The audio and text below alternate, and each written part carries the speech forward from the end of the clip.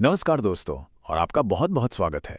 आज हम लोग बाल विकास मनोविज्ञान की दुनिया में एक गहरा गोता लगाने वाले हैं। हम उन तीन दिग्गजों के सिद्धांतों को समझेंगे जिन्होंने, सच कहूं तो, हमारे बचपन को देखने का तरीका ही बदल दिया। सोचिए एक बच्चे का दिमाग काम कैसे करता है। वो सोचना, बात करना और सही गलत का फैसला करना सीखते कैसे हैं। ये सवाल आप जानते हैं सिर्फ मनोवैज्ञानिकों के लिए नहीं है। ये हम सबके दिमाग में कभी ना कभी तो आते ही हैं। तो आज हम इन्हीं सवालों के जवाब खोजने निकले हैं, उन थियोरीज के जरिए जो हमें बताती हैं कि एक बच्चा सीखता कैसे है और मॉरली डेवलप कैसे होता है। तो मिलिए इन तीन महान आर्किटेक्ट से, जीन पियाजे, लेव वाइगोत्स्की और लॉरेंस कोहलबर्ग। देखिए, हर किसी का अपना एक बिल्कुल यूनिक नजरिया था। पियाजे के लिए बच्चा एक नन्हा वैज्ञानिक था जो खुद अपनी दुनिया की खोज करता है। वाइगोत्स्की के लिए वो एक सामाजिक प्रशिक्षु था जो दूसरों से सीखता है। और कोहलबर्ग, उन्होंने तो हमारे नैतिक कंपास के विकास का पूरा नक्शा ही बना दिया।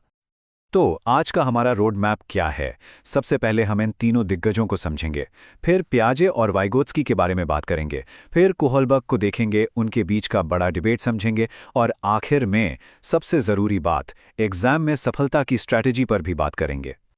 तो ठीक है, चलिए शुरू करते हैं। सबसे पहले बात करते हैं जीन पियाजे की। पियाजे का जो कोर आइडिया था वो ये था कि बच्चे अपना ज्ञान खुद बनाते हैं। मतलब वो खाली बर्तन नहीं है जिसमें आप जानकारी भर दें, नहीं। वो तो अपनी दुनिया के साथ एक्टिव होकर, उससे जुड़कर अपनी समझ खुद बनाते हैं। अब ये जो प्रोसेस है इसे एक छोटी सी कहानी से समझते हैं। मान लीजिए एक बच्चे के दिमाग में कुत्ते का एक स्कीमा यानी एक मेंटल फोल्डर बना हुआ है। अब वो पहली बार एक बिल्ली देखता है। वो उसे अपने पुराने कुत्ते वाले फोल्डर में फिट करने की कोशिश करता है और बोलता है कुत्ता। इसे कहते हैं असिमिलेशन।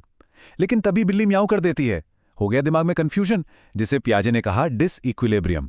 अब दिमाग को इस नई जानकारी के लिए एक नया फोल्डर बनाना पड़ता है, बिल्ली नाम का, और इसे कहते हैं अकोमोडेशन।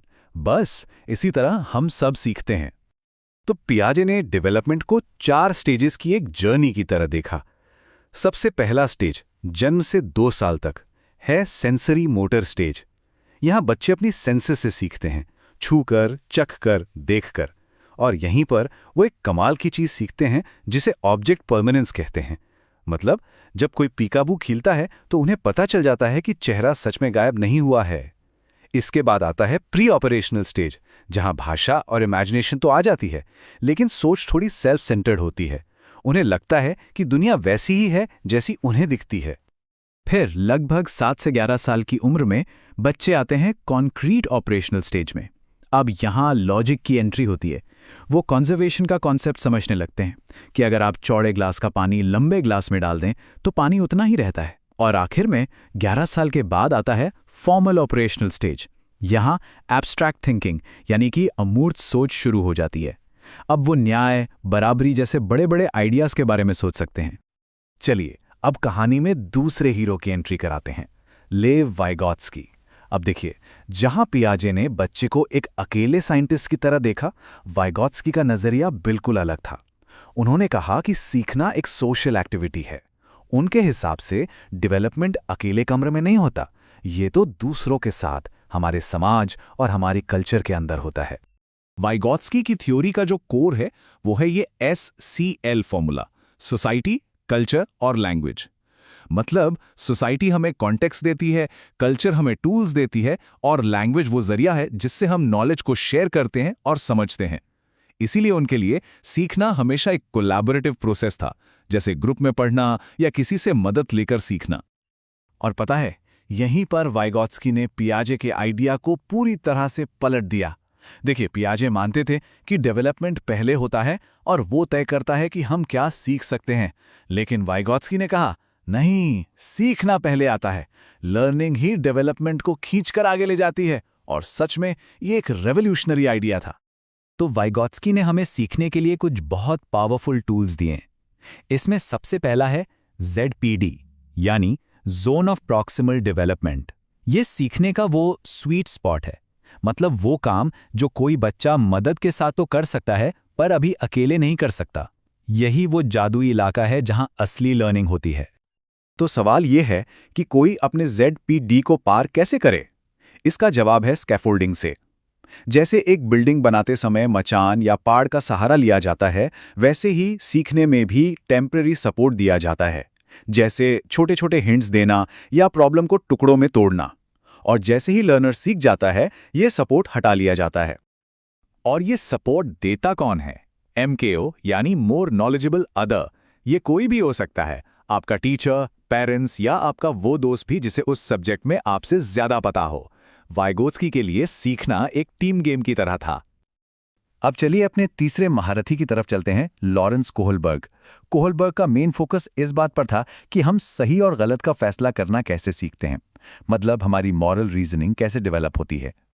अपनी थ्योरी बनाने के लिए कोहलबर्ग लोगों के सामने मॉरल डायलेमास यानी नैतिक दुविधाएं रखते थे, और सबसे फेमस है हाइंस की दुविधा। यहां मजे की बात ये नहीं थी कि लोग हाँ या नहीं में क्या जवाब देते हैं। नहीं, कोहलबर्ग के लिए जरूरी था क्यों, आप अपने फैसले के पीछे तर्क क्या दे रहे हैं।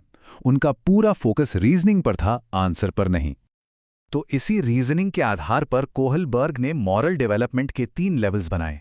पहला है प्री कन्वेंशनल लेवल, जहां मोरालिटी का मतलब होता है सजा से बचना या इनाम पाना, इसमें मेरा क्या फायदा है वाला हिसाब। दूसरा है कन्वेंशनल लेवल, जहां हम समाज के नियम कानूनों को मानते हैं ताकि हम अच्छे कहलाएं। और सबसे ऊंचा लेवल है पोस्ट कन्वेंशनल, जहां इंसान यूनिवर्सल प्रिंसिपल्स जैसे न्याय और मानवाधिकार के बारे में सोचने लगता है, भले ही वो कानून के खिलाफ क्यों ना हो। लेकिन कोहलबर्ग की थ्योरी की आलोचना भी हुई। कैरल गिलिगन ने कहा कि ये थ्योरी जेंडर बायस्ड है। उनका कहना था कि कोहलबर्ग ने जस्टिस वाली मोरालिटी को ज्यादा इंपॉर्टेंस दी, जो नियमों और अधिकारों पर फोकस करती है, और उन्होंने केयर वाली मोरालिटी को नजरअंदाज कर दिया, जो रिश्तों और देखभाल पर फोकस करती है, जिससे अक्सर महिलाओं से जुड़ा जाता है। तो अब तैयार हो जाइए एक इंटेलेक्चुअल शोडाउन के लिए, पियाजे वर्सेस वाइगोत्स्की।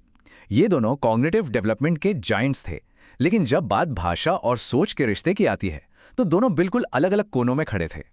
यहां पर उनका फंडामेंटल डिफरेंस एकदम साफ दिखता है। पियाजे के लिए जब बच्चे खुद से बात करते हैं तो वो ईगोसेंट्रिक स्पीच है, मतलब ये इमेच्योरिटी की निशानी है जो धीरे धीरे खत्म हो जाएगी, और वो मानते थे कि सोच भाषा से पहले आती है।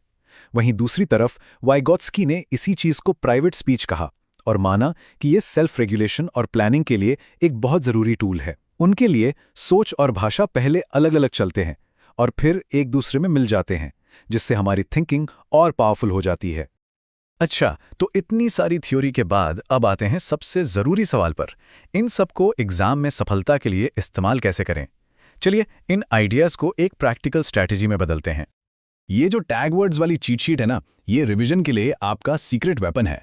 जैसे ही आपको लिटिल साइंटिस्ट, ईगोसेंट्रिक या स्टेजेस जैसे शब्द दिखें, दिमाग में तुरंत पियाजे की बत्ती जलनी चाहिए। सोशियो कल्चरल, ZPD, स्कैफोल्डिंग जैसे शब्द वाइगोत्स्की की तरफ इशारा करते हैं, और मॉरल डायलेमा या हाइंस का नाम आए तो समझ जाइए बात कोहलबर्ग की हो रही है। और याद रखिए, ये थियरी सिर्फ एग्जाम के लिए नहीं है, ये असली क्लासरूम के लिए भी है। एक टीचर को सेज ऑन द स्टेज नहीं, बल्कि गाइड ऑन द साइड बनना है। वाइगोत्स्की हमें सिखाते हैं कि ग्रुप लर्निंग को एनकरेज करना चाहिए, और पियाजे याद दिलाते हैं कि गलतियां करना सीखने की प्रोसेस का एक नेचुरल हिस्सा है, उन्हें डांटना नहीं, उनसे सीखना है। तो फिर सफलता का मंत्र क्या है? पियाजे की तरह एक नन्हे वैज्ञानिक बनिए, हमेशा सवाल पूछिए, खोज कीजिए। वाइगोत्स्की से सीखिए कि अपने MKO यानी अपनी टीचर्स और दोस्तों से स्कैफोल्डिंग या मदद लेने में कभी हिचकिचाना नहीं है। अपने ZPD को पहचानिए और उसे जीतने के लिए जी जान लगा दीजिए। तो आखिर में एक सवाल मैं आपके लिए छोड़ जाता हूं। इन सभी ब्लूप्रिंट्स को देखने के बाद आपको क्या लगता है, बचपन की सच्चाई को कौन सा आर्किटेक्ट सबसे बेहतर तरीके से समझाता है? क्या वो पियाजे का स्टेप बाय स्टेप ढांचा है, या वाइगोत्स्की का सामाजिक ताना बाना, या फिर कोहलबर्ग की नैतिक सीढ़ी?